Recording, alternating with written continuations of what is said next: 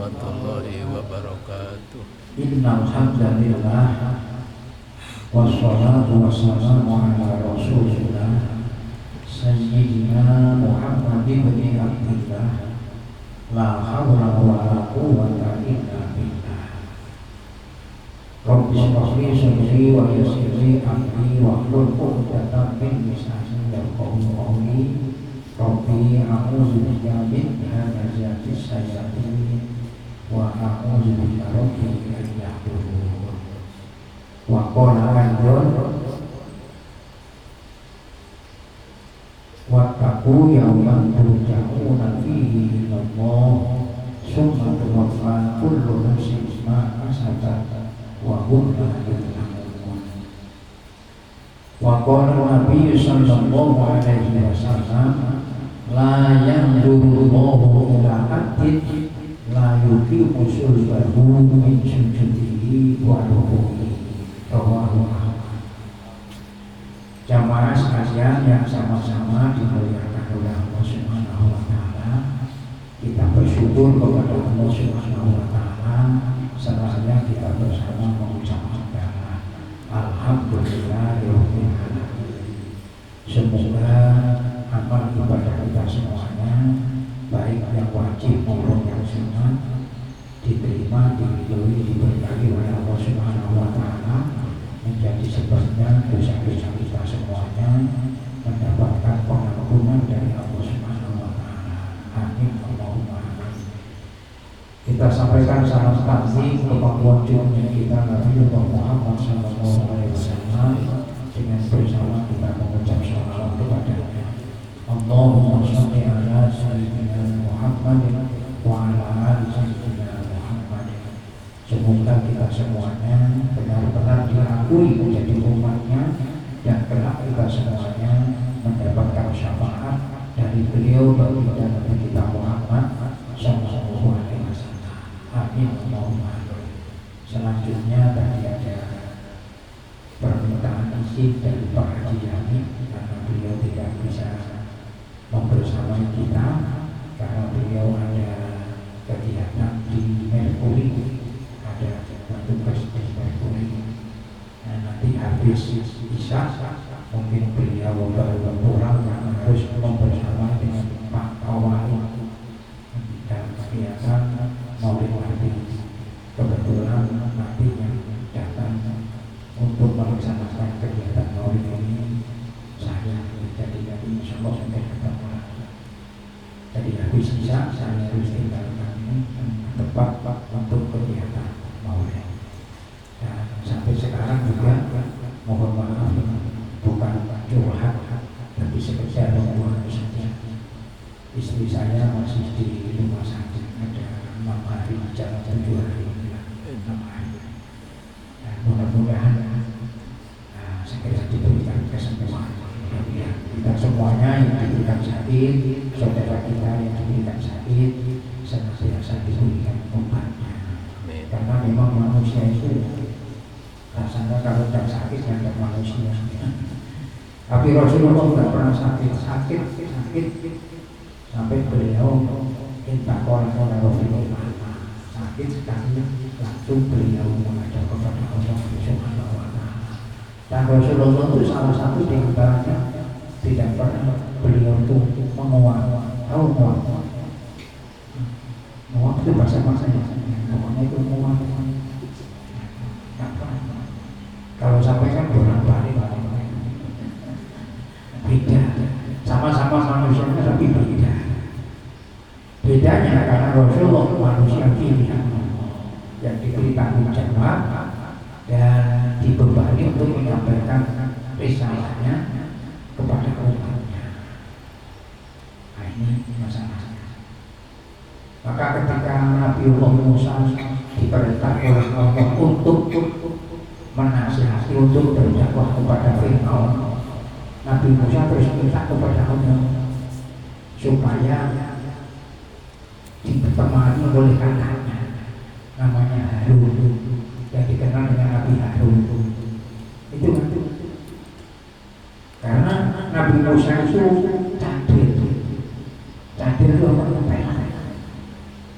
Pelan. Kalau gedong air itu nggak bisa, karena pada waktu kecil di tempat Fir'aun itu Nabi Musa belum jadi Nabi itu sudah kunci bahasa kita kecil. Jadi Fir'aun itu kalau ditarik-tarik sambutnya, kadang-kadang kita nggak kerja gitu. Terus Fir'aun itu mana? Di mana? Iya, Fir'aun itu oleh istrinya untuk anak kecil tidak tahu apa-apa itu. Terus Fir'aun itu menguji Nabi Musa, uji dikasih apa namanya bara api, lalu sebelahnya dikasih ada buah-buahan menurut cerita itu. Si Musa itu, Nabi Musa itu sudah mendekati buah-buahan untuk itu, tapi dia dipalingkan oleh Allah lewat malaikat itu, lalu disuruh untuk ke bara api, diambil bara api terus dimakan. Akibat bara api dimasukkan mulutnya, lidahnya mengerucut. Makanya nggak bisa bicara. Padahal kalau kita mau jujur berkata secara kita bisa secara sebetulnya yang hapus duluan bukan lidahnya, yang hapus duluan adalah ada baca kita sudah melaksanakan. Yang tangannya sebetulnya yang tangannya mengambil duluan, bukan dengan mulut tapi dengan tangan. Ini masing-masing anak kecil dari dia. Lalu minta supaya kakaknya Harun itu diangkat menjadi nabi untuk membantunya, karena Nabi Harun itu orang yang bicara fasih. Tapi Musa, lalu doanya itu tadi yang setiap kita baca Rabbi sholli wa yassirli amri wahlul 'uqdatam min lisani yafqahu qawli. Itu doa-doa Nabi Musa. Bukan surat Musa, bukan surat Musa, karena di dalam Quran tidak ada surat Musa, tidak ada. 114 surat itu tidak ada surat Musa. Memang Nabi Musa ada yang menjadi salah satu nabi dan rasul yang wajib diyakini. Nabi berbeda dengan rasul. Kalau nabi belum tentu rasul, kalau rasul pasti nabi. Nah, itu yang harus dipahami. Rasul punya beda dengan kalau rasul wajib menyampaikan risalah yang diterima oleh beliau dari Allah Subhanahu wa taala. Kalau nabi tidak wajib menyampaikannya. Itu berbeda. Maka Nabi itu tidak cuma 25.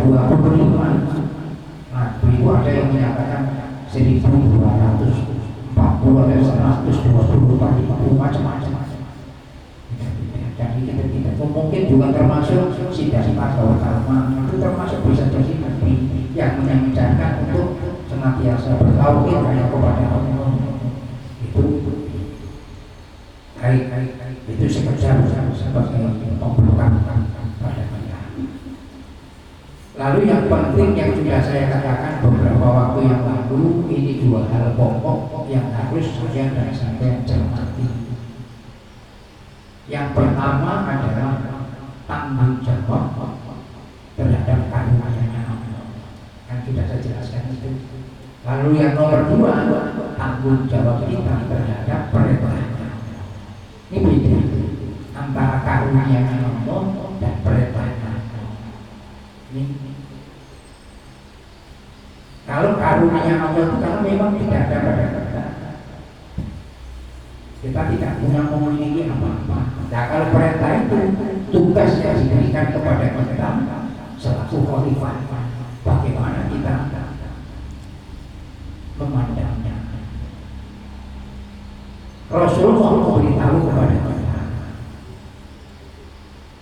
mengenai karunia Allah yang pertama kali harus kita pertanggungjawabkan, yang sudah saya katakan bolak-balik dengan kita, tidak akan berpindah kaki seseorang nanti di yaumul kiamat sebelum ditanya atasnya 4 perkara. Nah, semuanya karunia Allah. Apa perkara pertama itu? Yang pertama urutannya adalah umur sampai dan saya dimintai tanggung jawab. Sebab kalau sampai nggak diberi umur, nggak dikasih tanggung jawab. Nah ini umur. Maka sampai saya harus mencermati umur yang sudah kita kerjakan ini kita gunakan semua, kita habiskan semua. Maka mumpung masih diberikan kesempatan, maka Nabi mengajarkan untuk kita sholat taubat. Bukan dengan sholat taubat, sholat taubat. Nggak bisa setiap hari sholat taubat, mungkin setiap Jumat sekali, mungkin sholat taubat. Dan yang enak mungkin sholat taubat kalau kita nggak berat-berat datang pada hari Jumat itu, kira-kira datang sampai jam 11:30 atau jam 11 datang di masjid. Selesai kita melakukan sholat tahiyatul masjid, selesai berangkat baru kita melakukan sholat taubat. Karena sholat taubat bisa dilakukan di siang hari, bisa dilakukan pada malam hari yang tidak ditentukan oleh waktunya. Nah kalau bisa sambil duduk kita nanti melaksanakan. Ya saya sih biasanya melakukannya ya pada waktu menunggu datangnya waktu Jumat, datang duluan. Itu biasanya melakukan selesai tahiyatul masjid lalu melakukan sholat taubat dua rakaat. Mumpung masih ada kesempatan. Ayatnya pendek-pendek saja yang tidak sering saya katakan, yang pelanggaran saja. Doa pertama kuliah ayat kafirun, doa kedua kulul. Kalau nggak bisa tiap hari ya mungkin nanti Jumat sekali. Kalau nggak bisa satu Jumat sekali ya mungkin satu bulan sekali. Karena kita merasa betul-betul bahwa diri kita berlumuran dosa. Kita mohon supaya dengan sholat taubat itu kita diberikan pengampunan. Selesai salat kita baca banyak istighfar kepada Allah. Secukupnya kita baca istighfar lalu kita doa. Baca sayyidul istighfar. Makanya sampai semuanya jangan sampai tidak hafal dengan sayyidul istighfar. Kita pakai doa, di antaranya adalah doa ketika selesai kita melakukan sholat taubat. Sampai kita hafal. Nah nomor 2 yang menjadi masalah yang harus kita perhatikan. Sampai dari saya diberikan oleh Allah karunia bisa sampai melewati muda sampai muda. Sama lihat kan banyak anak yang baru dilahirkan dari orang tuanya, mungkin baru 1 tahun, mungkin 2 tahun, mungkin baru 3 hari, mungkin baru sudah diambil. Nah sampai alhamdulillah sudah melewati muda. Kira-kira mudanya sampai untuk menggunakan apa? Wa sababi fi ma qabla. Itu katanya. Nah, mumpung kita masih diberikan kesempatan, ayo kita manfaatkan. Oh, aku dulu waktu muda itu kurang memperhatikan dengan agama. Sehingga kadang-kadang mohon karena tidak memiliki tuntunan agama ilmunya, maka dia tidak bisa secara benar melakukan agama. Contoh, kadang-kadang ini masang songkok, sholat masang songkok. Nah, masangnya begini. Ya kan? Nah kalau masang begini kira-kira yang dipakai sujud itu apa? Songkoknya apa daunnya? Songkok. Coba kita mau menang. Kira-kira kalau kita sujud ini, yang kena tempat sujud itu songkok kita apa daun? Makanya kalau songkoknya diada supaya dahi kita, karena dahi ini adalah alat untuk kita sujud. Karena ada tujuan. Diperhatikan tidak sembarangan, bukan cuma pakai songkok karena tidak belajar pakai songkok. Ini harus ini penting ini kelihatannya kadang-kadang juga karena mengikuti pakaiannya bukan. Akhirnya ketika rukuk saya melihat padahal itu Allah dijaga. Perlu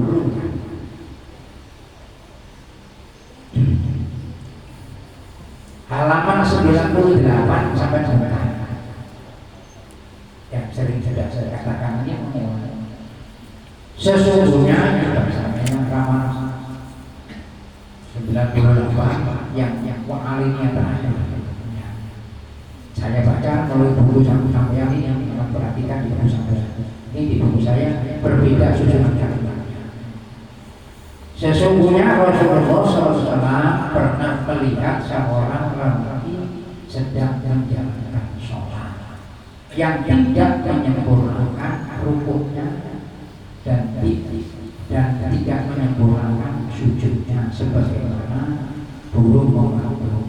Lalu Rasul bersabda, seandainya orang ini meninggal, orang mana? Orang yang melakukan sholat yang tadi tidak menyempurnakan rukuknya, tidak menyempurnakan iktidalnya, tidak menyempurnakan sujudnya. Ini kata Nabi, seandainya orang ini meninggal dunia dalam keadaan sholatnya sedemikian itu, maka dia meninggal atau mati tidak berpegang terhadap ajaran agama Muhammad SAW. Coba bayangkan. Jadi sholat itu penting diawasi. Nih, buku ini dalam sami Allah. Ini belum lurus punggungnya. Itu berapa? Sami Allah. Baru begitu. Ini berarti belum lurus punggungnya.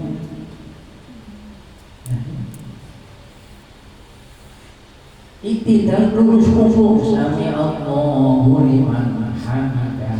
Ini lurus punggung baru baca doa iktidal. Rabbana wa lakal hamdu sampai seterusnya. Jangan sampai Sami Allahu ini kata Nabi bukan kata saya. Orang yang melakukan sholat yang demikian itu, kalau sampai meninggal masih bersama melakukan seperti itu, berarti dia tidak berpegangan dengan ajaran Rasulullah, tidak berpedoman dengan agama yang dibawa oleh Rasulullah. Nah, pertanyaannya, kalau dia tidak menggunakan berpegangan dengan agama Rasulullah, tidak bakalan diakui menjadi umatnya Rasulullah. Ini kan bahaya sekali. Ayo kita renungi, sehingga kita di dalam melakukan tolabul ilmi ini bisa kita jadikan sebagai sarana untuk memperbaiki ibadah kita masing-masing. Bukan cuma sekedar tahu tidak, tapi memperbaiki terhadap ibadah yang kita lakukan. Kenapa? Nabi Muhammad SAW utusan Allah panutan kita memberitahu ini masalah tugas yang diberikan oleh Allah kepada kita sebagai seorang muslim yang diminta kita tanggung jawab dan akan diperhitungkan pertama sekali adalah sholat. Kalau sholatnya nggak bagus, semuanya nggak bagus. Maka sholat ini penting, harus kita cermati. Nah ini, maka berupaya bagaimana sih memahami hukum, bagaimana memahami iktidal.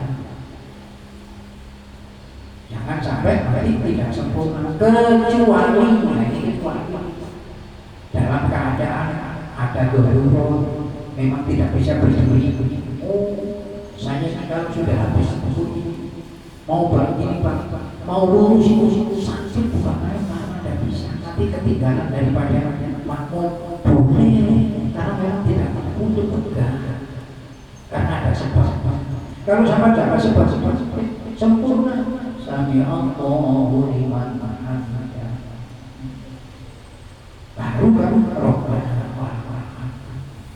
Jangan cuma ngejar ibaratnya bahasa kasarnya rokaatnya. Ini yang sering kali terjadi dilakukan pada saat melakukan ibadah sholat. Kebetulan imamnya menggunakan kekuatan jalan 60 per kilometer per jam, 60 km atau 80 km.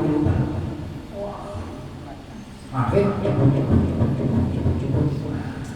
Padahal ini hadis diriwayatkan oleh Ibnu Hibban dan Ibnu Huzaimah dan kita sahihnya. Nah, di situ coba lihat ada halaman 98. Nah, kemudian beliau melanjutkan sabdanya, Rasulullah melanjutkan apa kata Rasulullah ini, perumpamaan orang yang tidak menyempurnakan ruku dan sujud sebagaimana belum mematuk seperti orang yang lapar memakan hanya satu atau dua biji kurma. Kira-kira sampai lapar disolongi orang cuma dua biji kurma, kira-kira bisa menghilangkan kelapar. Diumpamakan itu jadi tidak memberi manfaat. Bukan sholatnya ini yang menjadi permasalahan buat kita itu, bagaimana kita melihat sabda Rasulullah.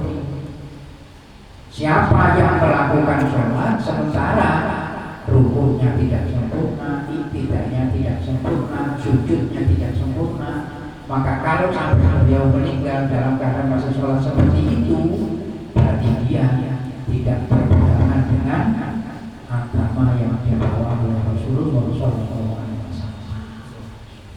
Nah, kira-kira pertanyaannya, apakah diri kita biarkan sementara kita melakukan sholat, tetapi justru kita tidak atau kita dikatakan sebagai orang yang tidak berpegangan dengan agama yang dibawa oleh Rasulullah? Maka perlu kita dari ini. Maka tadi saya katakan kita tolak ilmi berbagai macam. Kalau bicara masalah ketauhidan, kita selalu mengoreksi tentang iman kita. Ini bicara masalah kaifiat kita beribadah, sholat. Lalu kita berupaya untuk bagaimana meningkatkan kualitas kita dalam beribadah, dalam tanda petik sholat. Lagi-lagi apalagi kita mengenai sholat ini yang sampai semuanya sudah tahu. Ini penting bagi kita untuk kita cermati, sehingga di dalam kita melakukan betul-betul ini kita sholat menghadap kepada zat yang menciptakan kita, zat yang menghidupkan kita, zat yang memenuhi kebutuhan kita.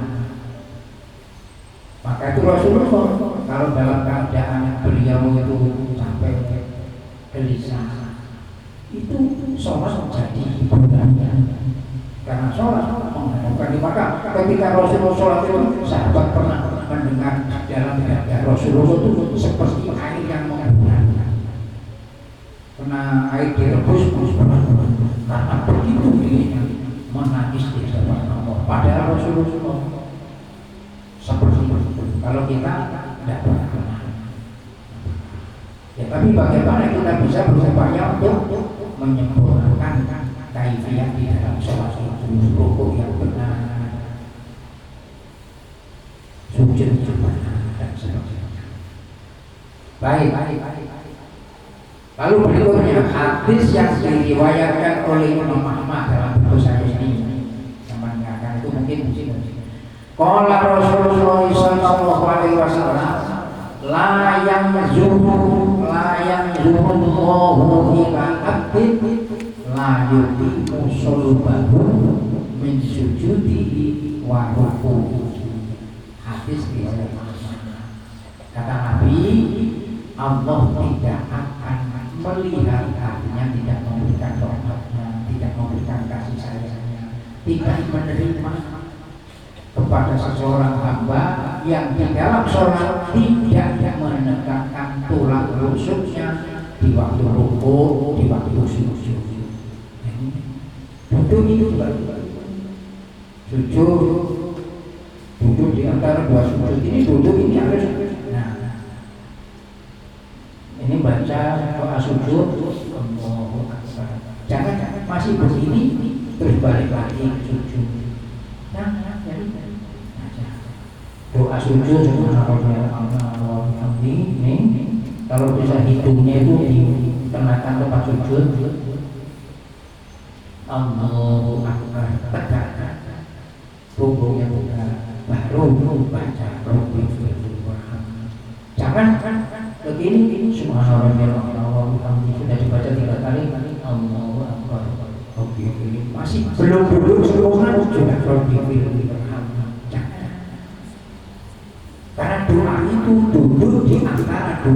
sujud. Maka duduk di antara dua sujud yang benar adalah tegakkan punggung. Setelah tegak, Rabbi seandainya kita tidak usah baca semuanya, katakanlah yang penting duduknya tidak.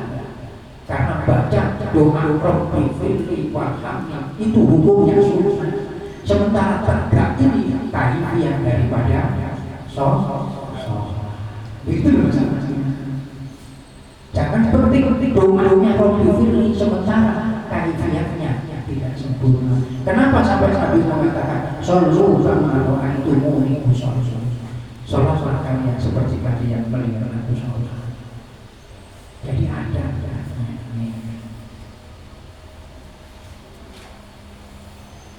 sampai Nabi mengatakan itu la yanzurullahu ila abdin la yuqimu sulbahu min sujudi wa ruku'i. Sampai dan saya tapi saya dan saya tidak menyempurnakan. Berikutnya ini saya bacakan hadis yang diriwayatkan oleh Imam Tabrani.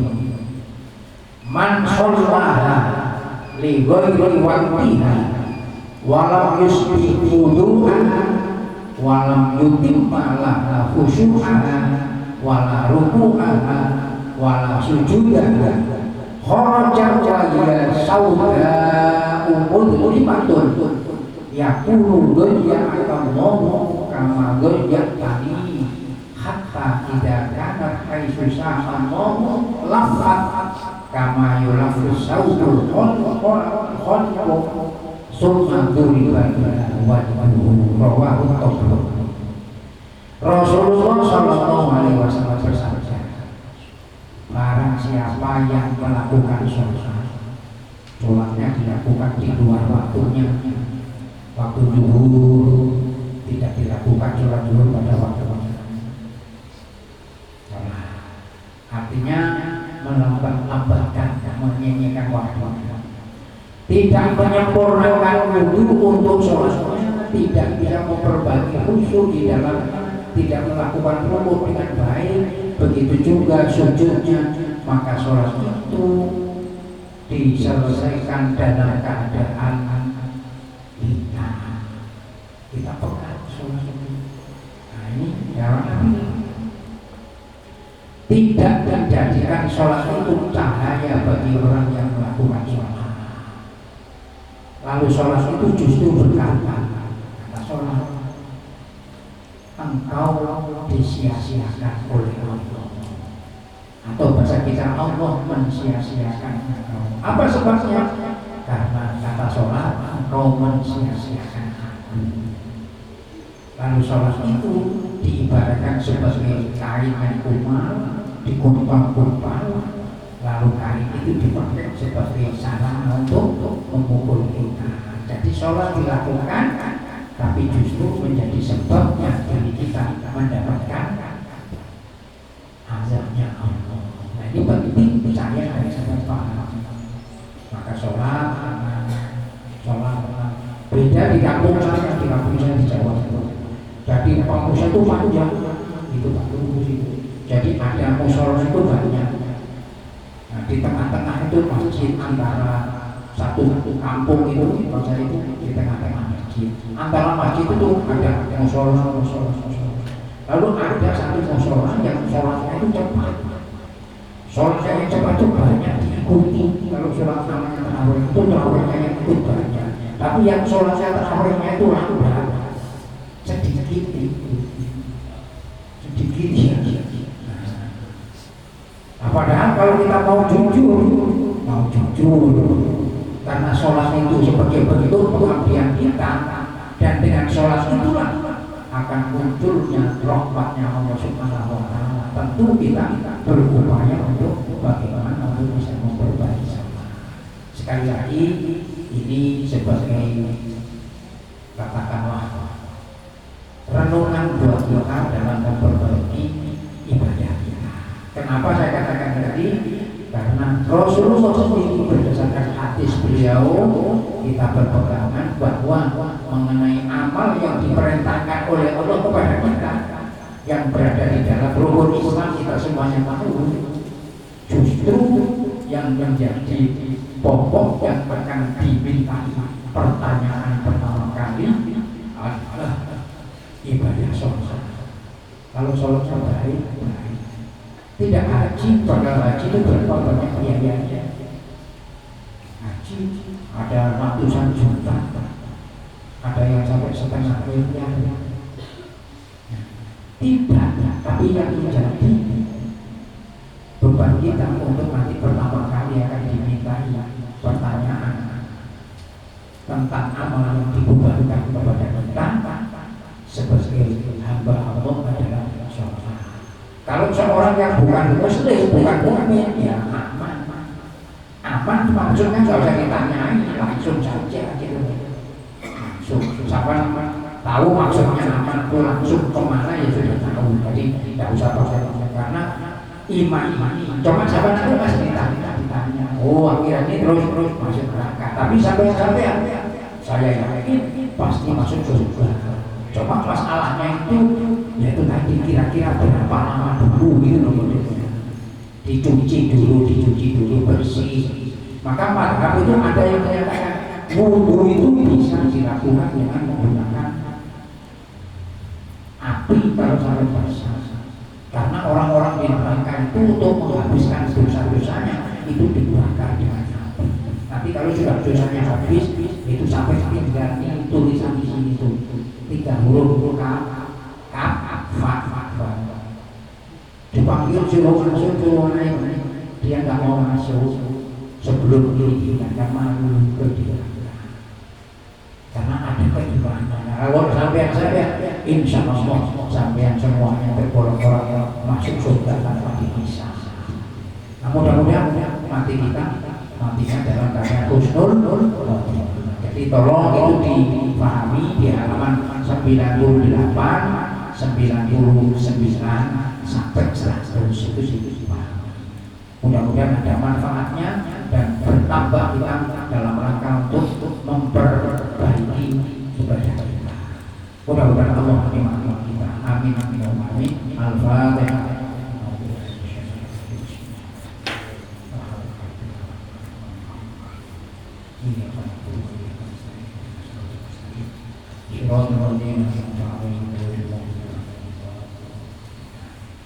Amin ya rabbal alamin. Bismillahirrahmanirrahim.